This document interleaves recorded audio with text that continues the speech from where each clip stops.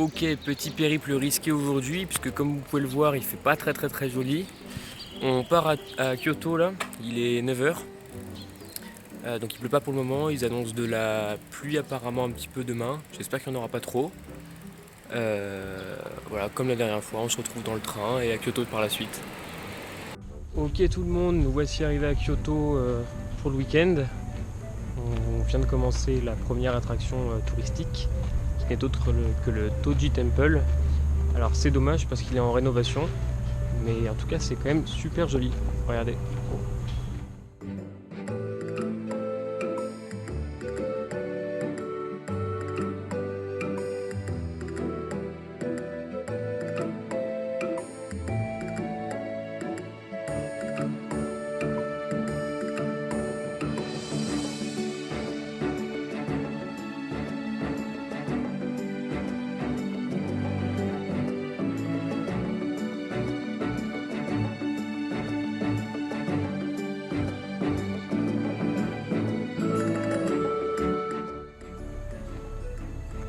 Guette la taille du maquereau.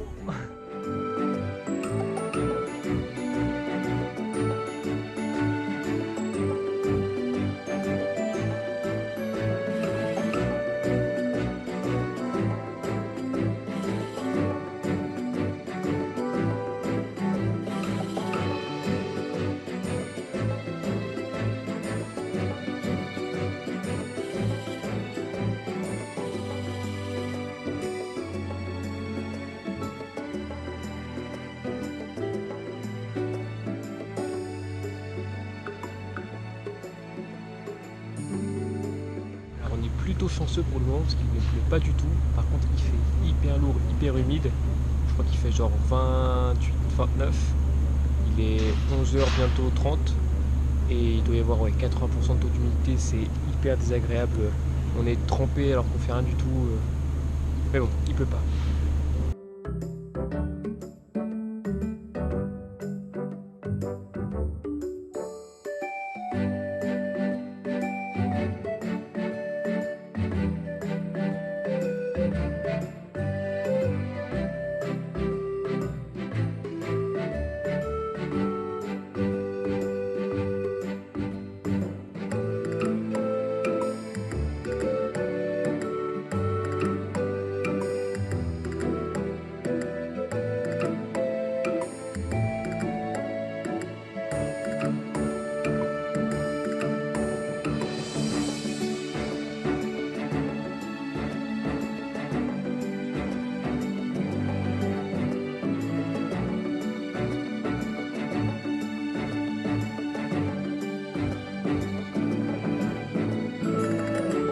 Top!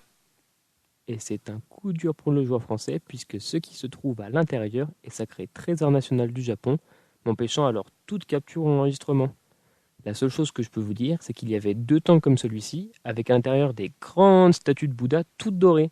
C'était magnifique. Malheureusement, je dois remplacer cet extrait par des vidéos de moi en train de fondre devant des tortues.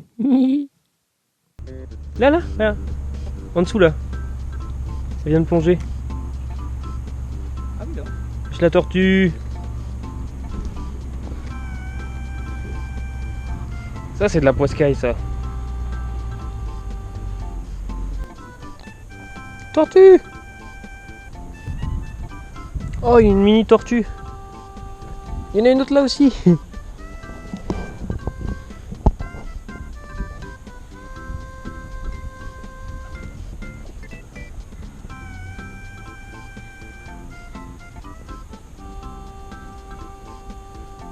Non mais ça me fait délirer à quel point c'est vraiment genre la force tranquille, tu vois. Ok, donc après cette petite visite du temple, on s'arrête dans un restaurant de hamburger japonais. Cette fois-ci un vrai, pas un Wendy's ou un truc comme ça. Donc pour le moment on a commandé un petit thé oolong et un ginger ale drink. Et on a du hamburger au bœuf de Kobe normalement que ça s'est arrivé, mais bon ça ce sera à voir. Et je pense que c'est réellement des openings qui sont en train de passer là. Voilà le petit plat. Ça c'est de la tranche de bacon. Ça c'est plutôt pas mal. T'en as une toi? J'en sais absolument, je crois pas. Je crois pas non. Ouais non. Je mange léger, moi. Moi j'ai une tomate aussi. Je mange léger et gras. Alors là vous l'entendez pas mais si je dis pas de conneries c'est Aladdin. Hein. C'est C'est mon Sorève bleu. Sorève bleu. En version japonaise. La version japonaise de Sorève bleu en mangeant, c'est génial. Magique. Qui a l'air super bon, qui sent super bon en tout cas. C'est pas ce qu'on fait aussi, des pancakes. Apparemment c'est des pancakes. Nous arrivons donc au pays des Torii. C'est une grande montagne, le mont Inari, avec plein de torii. Il y en a énormément et ça monte quasiment que comme ça, tout en haut du mont. Et c'est ce qu'on va essayer de faire. C'est hyper touristique par contre, en espérant que les plus feignants aient abandonné avant l'arrivée tout en haut. Qu'on aura peut-être un petit peu plus de place pour filmer.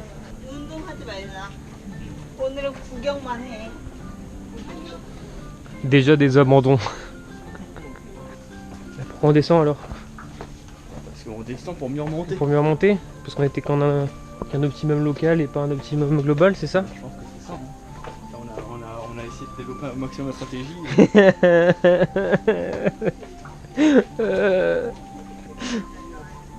Tsukai.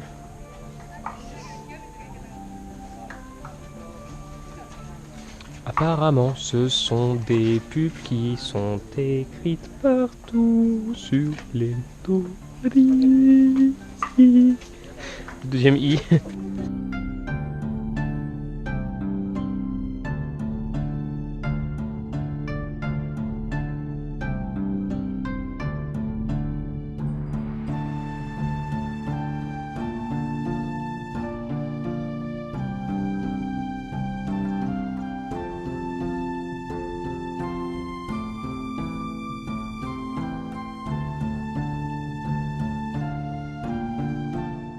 On est plutôt bien dans cette petite forêt sur le mont Inari là, parce qu'il fait très très frais dedans. C'est beaucoup plus agréable que d'être dehors. De quoi? Fuck le corbeau là, oh!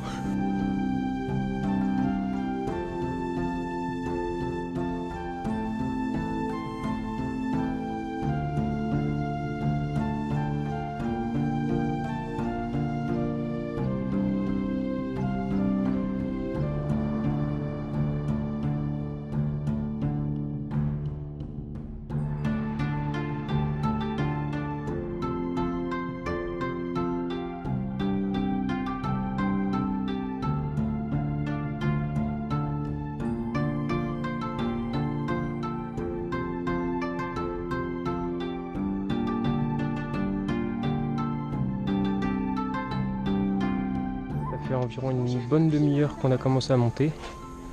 Et d'après la carte, on n'a pas encore fait la moitié. Ouais, après on a fait un gros détour avec tout ça aussi. Ouais, mais bon. On est parti des bars, Et après, il faudra redescendre. Décidément, on aura gravi des montagnes. Ouais. On arrive apparemment à un endroit où il était marqué Nice View. Bah, on vous montre ça tout de suite.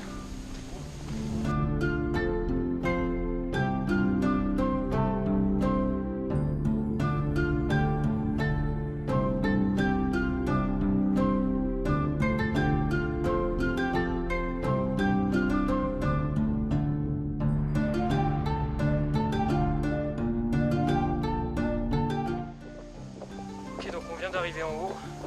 Malheureusement on n'aura pas d'image de tout en haut parce que il n'y avait pas d'image à prendre. On pensait qu'il allait y avoir une superbe vue sur tout Kyoto et pas du tout. C'était juste un petit sanctuaire, voilà, donc dommage. Un petit peu déçu de cette fin.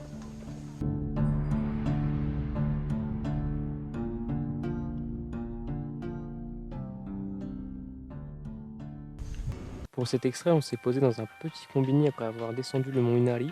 On a dû y rester pendant peut-être une demi-heure, 3/4 d'heure. On n'avait plus rien dans les jambes tellement on était fatigué.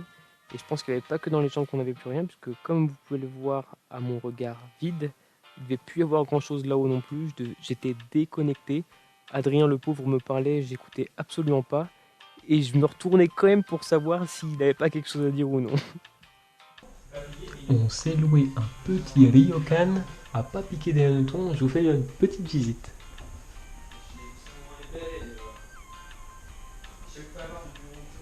Petite douche privatisée.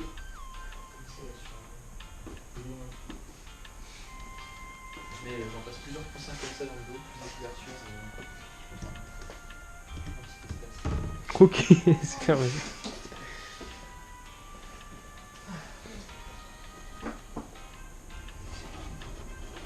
Oui, c'est bien les photos d'en haut. Voilà.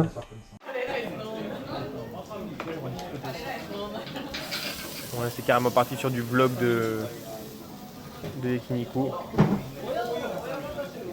Le chef avec son tablier là en face.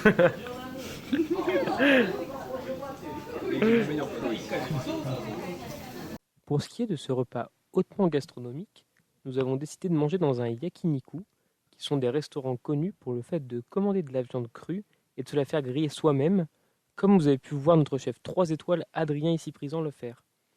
En plus de pouvoir partager cette façon de manger, généralement les prix sont un peu plus chers que dans les restaurants classiques, tout aussi généralement gage d'une meilleure qualité. C'est en effet le cas car j'ai pu manger du Dragon Eye Rib, que nous sommes amusés à traduire par côte d'œil de dragon, et c'était franchement délicieux. Ok, donc nous sommes dimanche aujourd'hui, nous voilà réveillés après cette petite nuit dans un ryokan, qui est une espèce d'auberge au style... Ah bah c'est vrai, une auberge au style japonais au Japon, du coup à Kyoto. C'était hyper sympa de dormir sur des futons, sur les tatamis, donc bien traditionnel. Là c'est l'heure du petit déj, je suis pas avec les gars puisque eux ont pris un petit déjeuner traditionnel. Moi j'étais parti pour aussi au début, mais finalement j'ai préféré changer au dernier moment, il me semble que c'était peut-être plus intéressant de goûter des choses qui sont pas japonaises, parce qu'on bouffe que du Japon depuis le début. J'avais pas forcément envie de manger du saumon et du riz ce matin, donc c'est un truc plus traditionnel, un peu plus occidental. Voilà. Et du coup petite vue sur un tout petit jardin au style japonais. Même toute l'auberge est très style typique, donc c'est vraiment génial quoi. Ok, depuis le temps qu'ils me font de l'œil, on va peut-être pouvoir tester les croissants japonais. Seront-ils à la hauteur? Ok, donc fin du petit déjeuner. Pour 3 € c'était franchement convenable. Juste les croissants étaient très moyens quoi.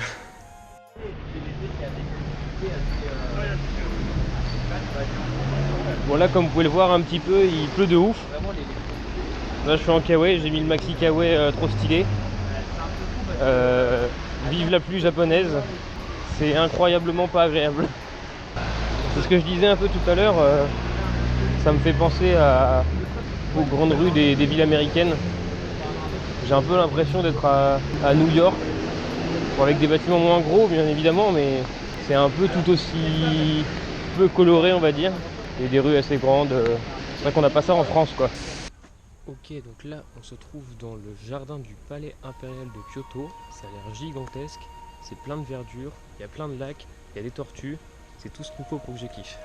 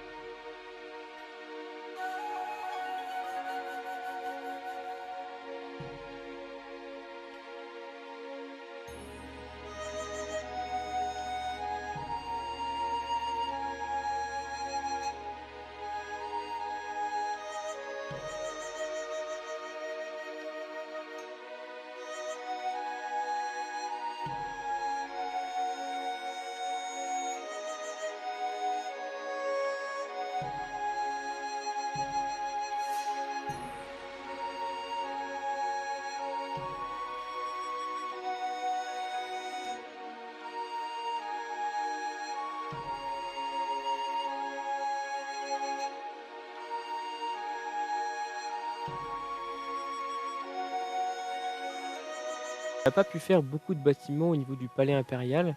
Étant quelque chose d'assez imposant, il semblait que nous ne pouvions visiter qu'avec un guide. Ça impliquait donc de prendre peut-être plus de temps que prévu et surtout nous coûter encore un peu de sous. Donc étant 15 h et n'ayant pas encore mangé, on a décidé d'aller se poser dans un restaurant de nouilles.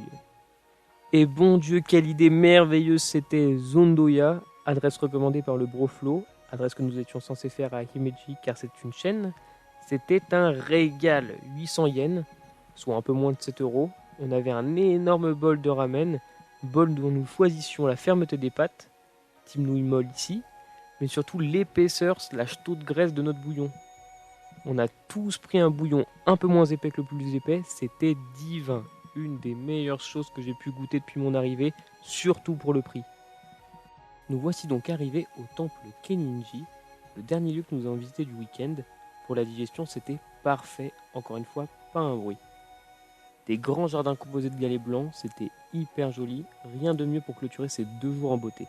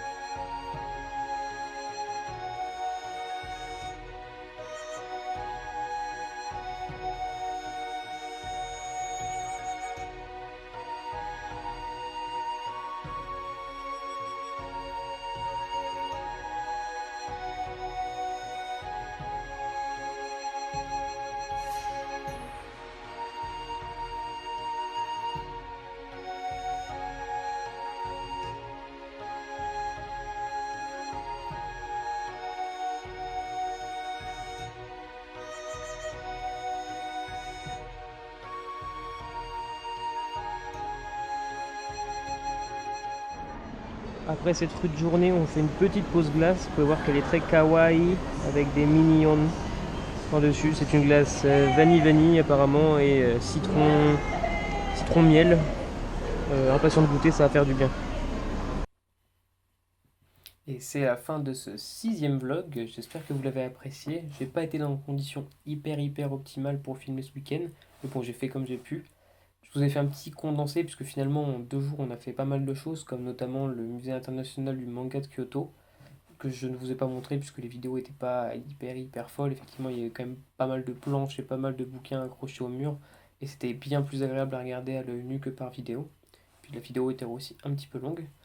Du coup on se retrouve normalement dans le 7e vlog qui devrait arriver d'ici une petite semaine puisqu'on part demain soir à la capitale, à Tokyo. Donc d'ici là, portez-vous bien et cette fois-ci je finirai par Tabi wa Michizure.